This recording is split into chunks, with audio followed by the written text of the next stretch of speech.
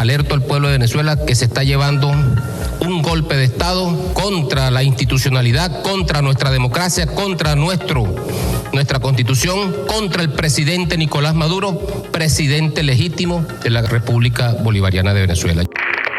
Creo profundamente en el diálogo como camino para la solución y tratamiento de los conflictos.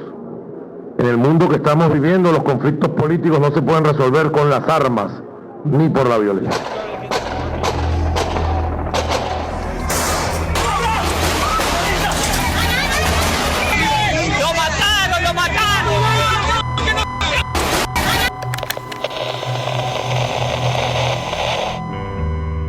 Rocío San Miguel presenta El peso de lo militar en los diálogos y negociaciones. Una entrevista con la académica Colette Capriles.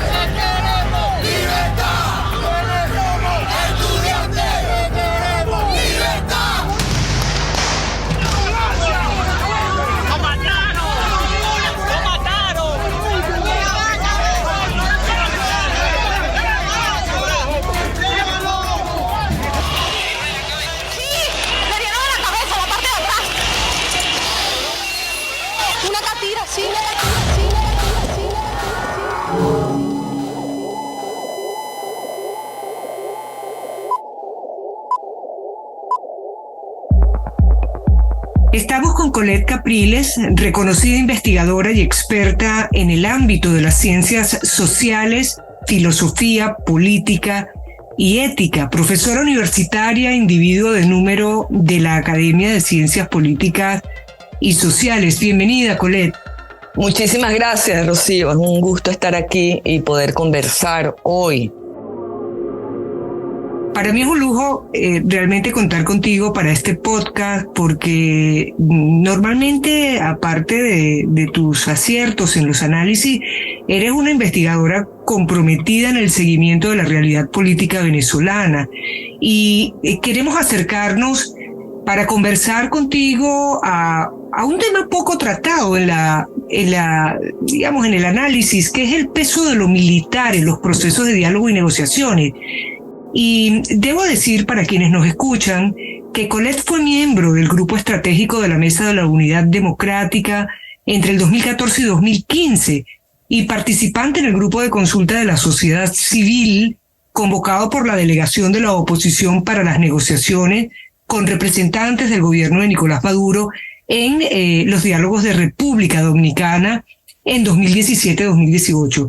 Es decir, estuvo cerca de 2 de los 5 procesos de diálogo con facilitación internacional que se han intentado en Venezuela para llegar a un acuerdo que permita superar el conflicto. Pero fíjate, Colette, cuando se llega a los diálogos de República Dominicana, se aterriza prácticamente después de una brutal represión que llevó a la detención y asesinato de decenas de personas en Venezuela por parte de organismos de seguridad del Estado y de la propia Fuerza Armada Nacional.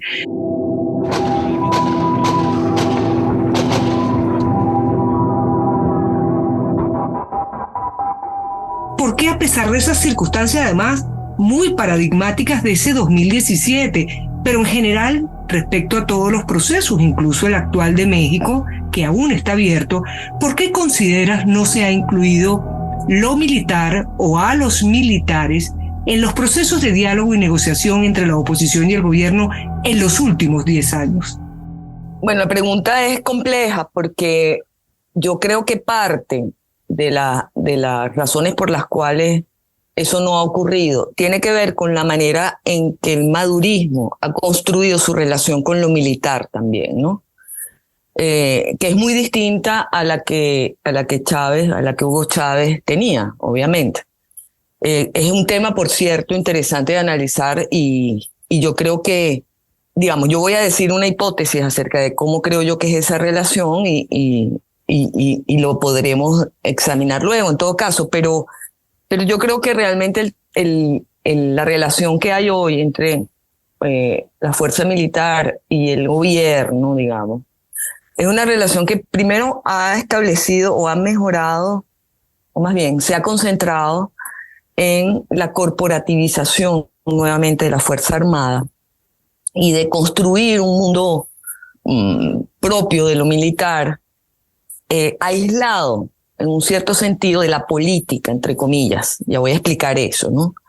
Tú misma has registrado la cantidad de transformaciones institucionales que ha habido en los últimos años, en los últimos 10 años, en el sector militar.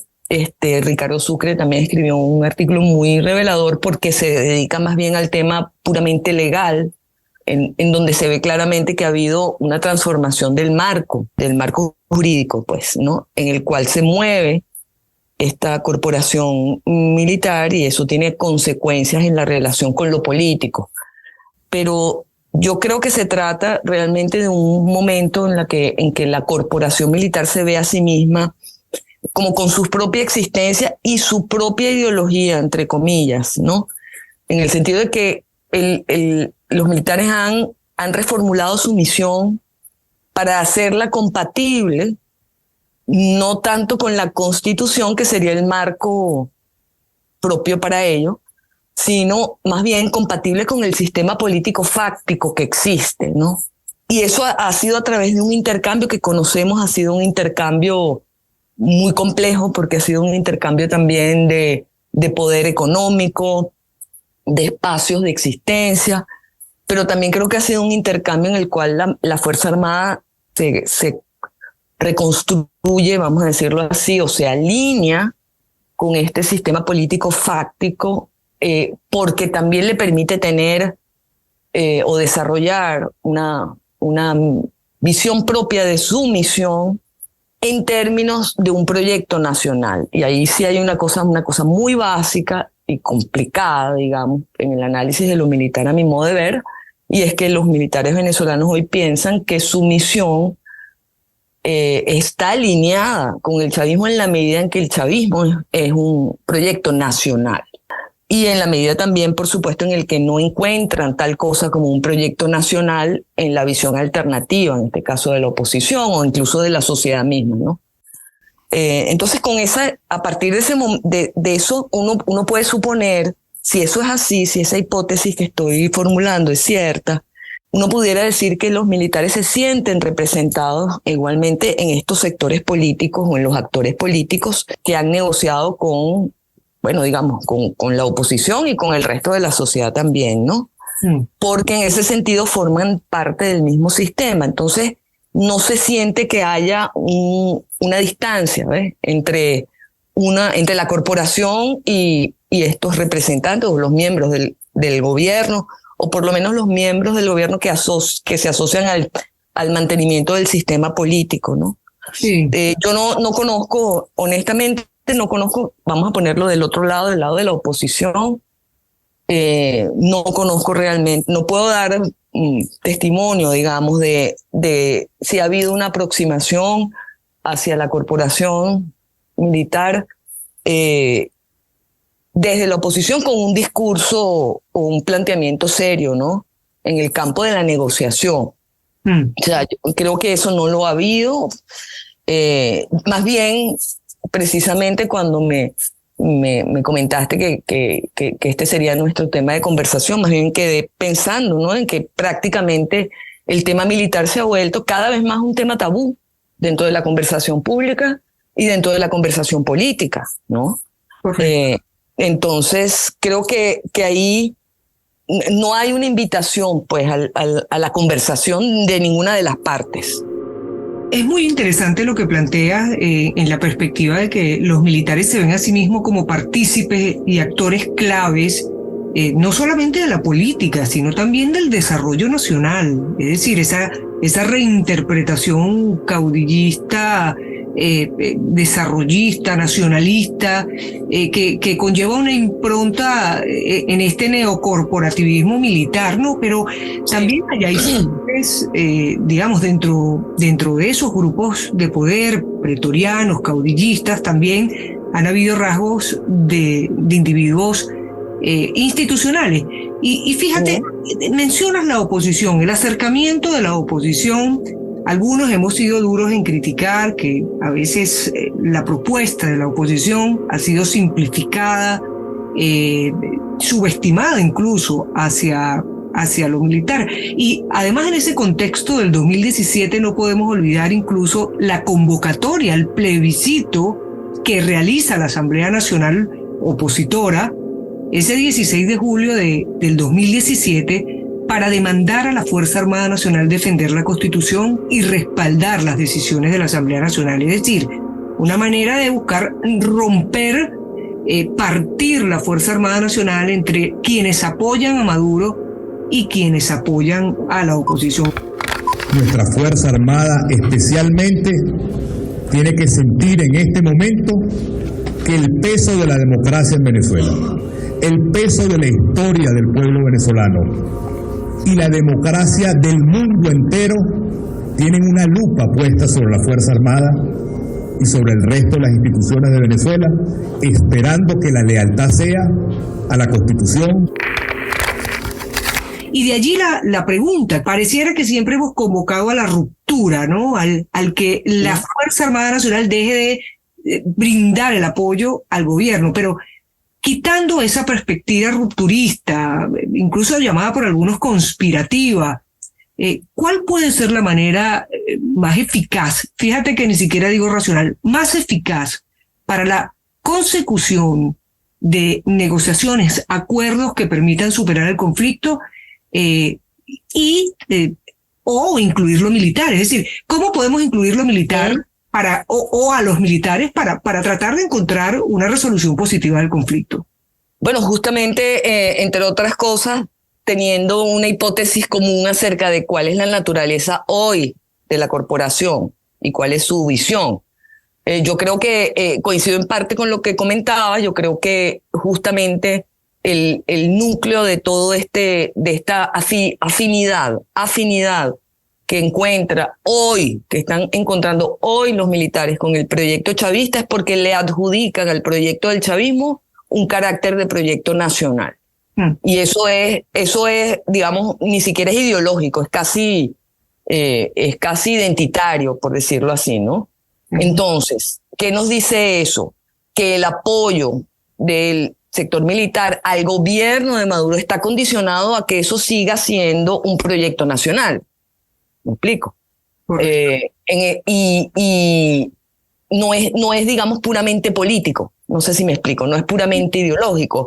Tiene que ver con la misión. Y eso significa que nosotros, los que queremos una transformación, una resolución del conflicto político venezolano, tenemos que pensar en esos términos también. Yo diría que para incluir a los militares, no solo en la negociación concreta que pueda haber, podemos conversar de eso luego porque tiene muchas limitaciones, el formato, digamos, y la estructura que tiene hoy, sino en general, en la conversación, para empezar en la conversación. Primero necesitamos una premisa compartida acerca de la naturaleza actual, tras todas las transformaciones que ha tenido, de la corporación militar, y atención sobre todo, como decías tú misma, atención a cómo la Fuerza Armada se ve a sí misma. Esa atención hay que tenerla y no faltan materiales porque el trabajo que tú misma has hecho y otros expertos nos dan muchísimas luces sobre eso. Entonces, ahí hay un punto. Otro punto, la agenda de esa conversación no puede ser la agenda del lugar de los militares en la política, sino más bien el lugar de los militares en el proyecto nacional, y en ese sentido hay que plantear temas de nación. O sea, ¿cuáles son esos temas de nación que deberían ser la conversación de fondo de todos, además? No solo con los militares, sino en general. Justamente uno de los problemas y limitaciones que tiene el actual formato de la negociación, y creo que en ese sentido todas las que ha habido, tiene que ver con que no se ha planteado como objetivo, al menos intermedio, tocar temas de nación, definirlos en primer lugar y tocar allí cuáles podrían ser los grandes acuerdos nacionales, los intangibles, vamos a decirlo así. Volver al paradigma constitucional, es decir, acercarnos a los constitucionales. Pero sabemos que la Constitución también tiene muchas limitaciones en la definición de los temas nacionales. O sea, en la manera en que pueden ser planteados, ¿ves? Entonces ahí también hay, bueno, a lo mejor también ese es un tema nacional, ¿no? Entonces hay algo allí. Y un tercer elemento yo diría que es recuperar un lenguaje de respeto mutuo. Eso sabemos, bueno, lo hemos visto nosotros. Sin un lenguaje de mutuo respeto no se va a poder jamás en la vida reconstruir la historia de, por ejemplo, lo ocurrido durante las olas de represión que ha habido. Sí. Es decir, porque una cosa es, por supuesto, mostrar la indignación, mostrar el dolor de las víctimas, valorar la experiencia de las víctimas para la no repetición, que es el sentido fundamental de esa valoración. Y otra cosa muy distinta es convertir a toda la corporación en un lugar con el que no se puede hablar. Y al revés también, cómo rescatar el respeto que tiene que tener también la Fuerza Armada del resto de la sociedad. Correcto. Porque también tiene que... Entonces es una mutua concesión en la construcción de un lenguaje civil, digamos, civilista, decente, en el que podamos hablar, ¿no? Un último elemento tiene que ver con de nuevo, el mensaje hacia lo nacional, ¿no? Es decir, hay que verdaderamente, eso es un desafío que tenemos todos los venezolanos, definir nosotros también cuáles son nuestras prioridades nacionales y construir ahí un punto de unidad que no necesita ser de acuerdo, consenso, hegemonía, sino que más bien tiene que ver con agenda de unidad, con la agenda sobre la cual estamos todos de acuerdo. En eso sí, una agenda unitaria. Eso creo que serían como unos elementos que ayudarían mucho a dinamizar este proceso que lo estamos viendo muy, muy inercial en este momento, ¿no? Te estás acercando a los dilemas actuales y cómo resignificar lo militar y otros temas capitales para el país, para el futuro de la nación. Y yo creo que allí es interesante preguntarte si, además de una manera muy sencilla, ves oportunidades y espacios para incorporar el tema militar, por ejemplo, en el esquema de negociación que está suspendido en México, pero que se aspira a se retome, u otros espacios de diálogo y negociación, porque a veces se hablan de mecanismos multitrack, sí, en donde se están dando en muchos espacios diálogos y negociaciones. ¿Tú ves espacios y oportunidades para incluir lo militar o a los militares en ese esquema? ¿Y cuál sería la contribución de incluirlo? Correcto. Fíjate, la negociación, que yo creo que es una misma desde que ha empezado en el año 2000, después de los acontecimientos del 2002, sí, con sucesivas reencarnaciones, digamos, pero tiene como la misma lógica. Y creo que es una lógica que tiene algunos vicios de origen, justamente, porque pienso que la lógica de las distintas etapas, digamos, de esta larga negociación, no ha sido más bien, se ha pensado el proceso como un proceso dirigido, más bien tácticamente. Es decir, no ha sido concebida como un proceso que realmente vaya dirigido a proporcionar un marco institucional para la transformación del conflicto y la recuperación institucional y constitucional de las reglas del juego. Sino más bien las negociaciones han aparecido y han cesado en la medida de los intereses tácticos de las partes. Es decir, en última instancia, alguien gana y alguien pierde en cada round. Correcto. Entonces, en ese predominio de lo táctico y al no haber una redefinición de un espacio estratégico, es decir, de espacios que tengan que ver con la redefinición del juego, de las reglas del juego y de los temas nacionales, como dije antes, yo no veo que allí tenga sentido que aparezcan precisamente los militares, que están de alguna manera, si la negociación sirve para mantener el conflicto, que es un poco la función que ha tenido, sí, pues ellos siguen siendo ellos forman parte de una parte, ¿no?, del conflicto. Entonces, ahí tenemos un punto de fondo, y es que ninguna conversación con militares o con ningún otro sector de la sociedad, porque podríamos hablar igualmente de las bases populares del chavismo, de la sociedad civil organizada, es decir, de otros sectores que tienen ciertas características especiales e intereses diversos. No es posible tener una conversación constructiva que conduzca, que contribuya a la negociación, si la negociación sigue siendo el espacio para vencedores y perdedores. Sí. Es decir, si la negociación sigue siendo el lugar donde yo finalmente voy a vencer a mi enemigo, bueno, evidentemente ahí no puede haber conversación con ninguna de las partes que, estando fuera de la negociación, son parte del conflicto. Correcto. ¿Ves? Entonces, sí, ahí es donde creo que eso es un poco, mientras se construya, en la medida que se pueda construir una agenda estructural, vamos a decirlo así, de la negociación, en que se hable de los grandes temas nacionales y se pueda, justamente porque se crea un espacio común de conversación, consultar e incluir a todas las partes, porque aquí no estamos hablando solamente de la inclusión de militares, estamos hablando también de la inclusión de otros sectores que no son los que están sentados en la mesa como sectores políticos, ¿verdad? Entonces creo que esa es la lógica para todos. Pareciera que estamos frente a un escenario o entrando a un peligroso escenario de polarización. Es decir, a pesar que el país está fragmentado, atomizado de los intereses de cada sector, las muy profundas corrientes instrumentalizadas desde los poderes políticos parecieran querer incurrir nuevamente en la polarización. ¿Cómo despolarizar el tema militar? Que además se instrumentaliza generalmente para polarizar, justamente. Es decir, allí vemos siempre cómo se reposicionan los militares frente o a unos aliados o a otros, dependiendo de la parte que se trate. Comienzan incluso las persecuciones o denuncias de conspiración. Comienzan elementos de falso orgullo militar para hablar entre patriotas y traidores. Y esto es muy peligroso porque abre las compuertas nuevamente de mecanismos de represión y de intentos de aplastar el disenso por la vía de lo militar. Cómo despolarizar el tema de lo militar en Venezuela de cara a una hoja de ruta electoral que tenemos por delante y que va a convocar a esa situación. Mientras exista una fuerza armada como la que hoy tenemos, imperialista, antiimperialista, revolucionaria, bolivariana, nunca podrán ejercer el poder político en Venezuela.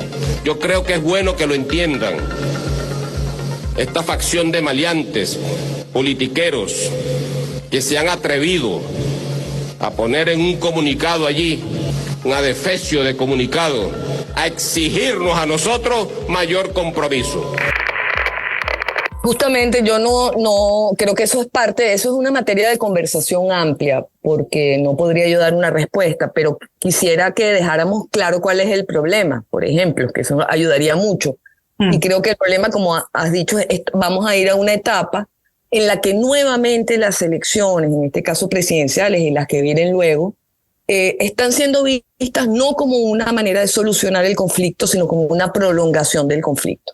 Esa es la epistemología, digamos, ese es el fundamento de este proceso político, precisamente llamando entonces a la polarización, porque si realmente nuestra hoja de ruta, si bien es electoral, termina en una contienda en la que finalmente habrá un vencedor absoluto y un perdedor total, bueno, estamos en ese camino y comparto la preocupación que has expresado muy bien acerca de que, contrariamente a lo que podría ser un proceso que nos lleve hacia la recuperación de las reglas democráticas, pues estamos yendo hacia un proceso que exacerba el conflicto y en el que efectivamente, como ha ocurrido en otras veces, cuando el conflicto se abre, se hace abierto, los militares reaccionan de una manera que sabemos cuál es. Es decir, ahí adquieren, se les diseña su espacio, por así decirlo, desde el poder, quiero decir, ¿no? Correcto. Entonces, eso es sumamente peligroso. Yo veo con mucho temor el calentamiento global de la atmósfera nuestra, ¿no?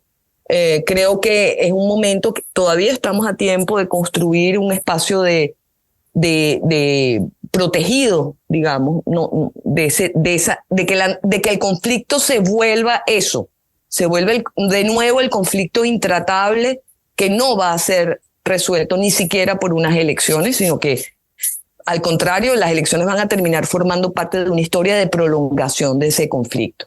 Creo que es muy importante subrayar eso y atenderlo. Creo que es también otra de las consecuencias, pues como la que tú acabas de señalar, otra de las consecuencias precisamente del calentamiento de la atmósfera, de la polarización, de tratar de luchar contra la fragmentación polarizando, pues una de las consecuencias es que podemos entonces ser testigos nuevamente de una acción desmesurada, inconstitucional y violenta de parte de ciertos sectores de la Fuerza Armada que podrían llegar a hacer eso. Entonces también es una consecuencia que hay que manejar en aquellos, digamos, reguladores que pudieran ayudar a moderar el debate público y esa atmósfera pues que yo veo con mucha preocupación. Asusta ver las variables que están presentes y hacia dónde nos conducen, pero no me gustaría terminar este podcast de una manera fatalista. Yo soy una empeñada en la capacidad y en los recursos que tenemos los venezolanos para entrar a la cancha de juego y trabajar por conseguir un buen juego con buenos resultados. Y cuando hablo de buenos resultados, hablo del país. Creo que el desafío es sin duda pensar cómo exigimos garantías preelectorales, electorales, postelectorales para los actores políticos venezolanos. ¿Cómo le pedimos esa mayoría de edad? Es decir, que construyan un mínimo para salir de la profunda crisis con consecuencias en todos los órdenes, humanitaria, la más dolorosa, pero también en la vida de las personas, de presos políticos, la mayoría de ellos militares. Es decir, ¿cómo podemos construir? ¿Ves posible en este momento que podamos desde algún sector empujar algún conjunto de garantías preelectorales, electorales, postelectorales, y si ves allí cabida para un tema militar? Porque yo, por ejemplo, visualizo en lo militar, miren, lo que tú has señalado, la moderación en la narrativa militar. No podemos tener militares haciendo campaña político-partidista, amenazando a sectores de oposición para el caso de ser alternativa de poder. Pero hay que resolver también problemas del Plan República. En Barinas, el comandante de la SODI se quedó con las actas electorales y no se las entregaba a la Junta Electoral Nacional, que se las pedía y se apropió de ellas por todo un fin de semana. Es decir, hay cosas que tienen que ver con control mínimo democrático que atañen a los militares y, por supuesto, a otros temas. Pero ves la posibilidad de empujar un mínimo de estas garantías por parte de sectores de la sociedad. Y justamente ya has descrito la agenda, ¿no? La sociedad civil organizada y no, y desorganizada, tendría que empezar a tener tendría que tener su espacio, su voz. Es decir, su voz que no, de nuevo, dentro de la diversidad, ¿no? Pero para tener la voz hay que tener conversación también. Y no es posible, yo no pienso que se pueda, como tú misma lo has dicho, no se puede hablar del tema militar en particular en su rol dentro del Plan República si no hay también un espacio mayor en el que se está conversando, en el sentido de que estas garantías electorales, postelectorales, etcétera, no atañen solamente al Plan República, sino que involucran todo el andamiaje del Estado de Derecho en Venezuela, porque esa es la verdad. Entonces la discusión tiene que ser esa, ¿no? Es decir, lo que nosotros no podemos hacer, y es lamentable que sea así, que cuando se habla de negociaciones en el orden electoral, pareciera que las negociaciones se limitan a puntos muy específicos de este andamiaje, ¿no? Cuando en realidad estamos hablando de garantías políticas, y cuando yo digo garantías políticas, y creo que lo entendemos de la misma manera, nos estamos refiriendo a que no solamente se respete el proceso, se respete la Constitución y se construyan acuerdos específicos para hacerlo, sino que además se respeten los resultados, sea cual sea. Es decir, ahí también hay una promesa de que el perdedor puede seguir teniendo vida política y el ganador no va a construir su victoria como una aniquilación del otro. Es decir, que son cosas muy de fondo, muy de fondo. No sé si nosotros podemos en este momento como sociedad tocar esos temas en ese nivel tan fundamental. Creo que es un trabajo que honestamente creo que la sociedad civil está empezando a organizarse en ese sentido, de construir el trabajo de esa agenda profunda, vamos a llamarla así, ¿no? que por cierto exige un conocimiento mayor del país que el que tenemos. Eso es interesante también. Ya no nos conocemos tanto como antes, ¿no? Eso por una parte, pero hay que entrar también simultáneamente que de alguna manera construir la voz política para que esa negociación ofrezca un espacio relativamente, digamos, una cierta ampliación, ¿no?, del espacio de las garantías en lo inmediato. Entonces, es complicado porque está como a distintos niveles el tipo de acción, digamos, que habría que desarrollar. No, yo espero que la negociación con el formato de México pueda arrojar algunos avances, porque creo que la presión internacional de los propios gobiernos, que sin ser amigos, porque no son así amigos íntimos en este momento, pero sí son afines o tienen ciertas capacidades de interlocución con el gobierno actual venezolano, me refiero por supuesto a los vecinos, ¿no? Pueden tener, que son vecinos y víctimas también del conflicto venezolano, por cierto, como sabemos, pues tengan ojalá una influencia seria y persistente. Aquí es mucho la persistencia también, ¿no? Para que de aquí a las próximas semanas se pueda adelantar algo, se pueda abrir de nuevo esa puerta de conversación y ver hasta dónde podemos avanzar con esto, pues con las garantías políticas, que es el tema, ¿no? Oye, Colette, siento que el mejor de los temas lo dejamos para lo último y queda tanto por hablar sobre esto. Para mí realmente es un lujo escucharte. Sé que bueno, tendremos la oportunidad de poder conversar más sobre estos temas. Me llevo esta frase que mencionaste: para tener voz hay que tener conversación. Tenemos que, los venezolanos, acercarnos más a la conversación. También mencionaste que tenemos que recorrer el país, conocer esa nueva realidad cambiante de una Venezuela que no es la del 2002 ni la del 2013 cuando llega Maduro al poder, pero tampoco es la del 2015 cuando la oposición gana la Asamblea Nacional. Has mencionado elementos sobre los que no me puedo extender lamentablemente, pero las oportunidades y espacios que brindan para la dinámica del proceso venezolano, las relaciones de vecindad con Colombia y con Brasil. Es decir, has asomado muchos temas importantes y sobre todo el de la resignificación de la importancia de las garantías preelectorales, electorales y postelectorales. Nadie se puede sentir vencido después de una elección y tenemos por delante además una ruta de 2 años prácticamente de procesos electorales. Me queda darte las gracias, Colette, por tu inteligencia y por tu contribución al país. No, muchísimas gracias a ti, de verdad. Es una ocasión maravillosa y creo que debemos repetirla. Seguiremos hablando.